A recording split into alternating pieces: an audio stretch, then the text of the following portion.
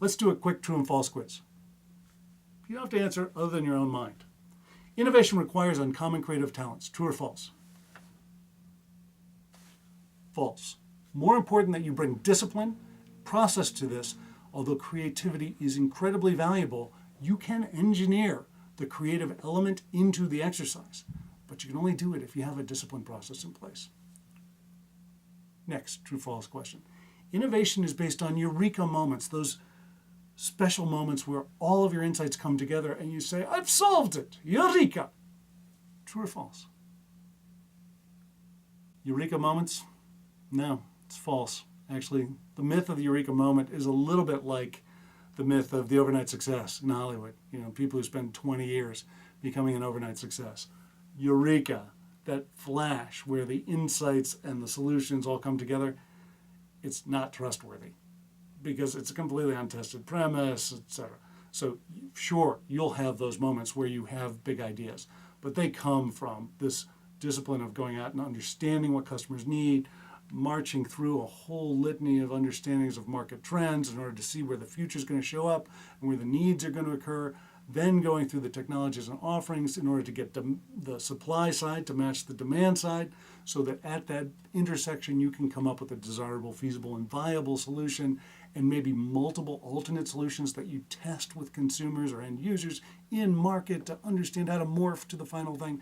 So a eureka moment wouldn't be trustworthy. You need to take this portfolio approach to solving a well-informed problem with well-conceived solutions. Let's try our next one. Innovation can be achieved through a repeatable, measurable process. The answer is true. What you're learning today is based on a simple, repeatable process. In simplest form, you're defining what you're going to achieve from a quantifiable standpoint. Think of it as 4 Ds. You're going to define the goal.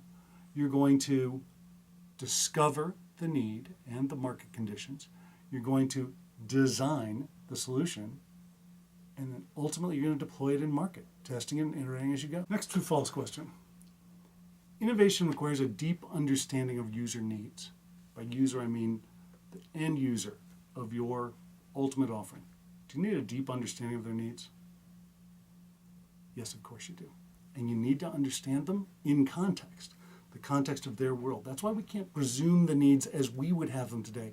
That almost inevitably fails. You need to understand them in a very objective kind of third-party perspective where you're studying their needs like an anthropologist. The way Jane Leakey would be studying chimpanzees, that's how you should be observing your end users so that you can truly see the needs that they have, not just the ones they say they have, which often differ. Next one. Context is important to understand human needs. Yeah, we just covered that. It's vital. You need to understand needs. You need the needs in the context that surround them. Let's try another one. Corporate innovation should really arise from the bottom up, from the grassroots. No, I know this is surprising. More often than not, grassroots innovations fail badly, frustratingly, egregiously, because sponsorship from above is necessary. What happens when grassroots initiatives raise up opportunities that aren't then supported is your best people leave and they go create those solutions themselves. If you're not prepared to support the entrepreneurs within your midst, it's a failure of leadership, not of innovation. And a lot of our program is going to be about getting leaders to act like leaders so that entrepreneurs can create.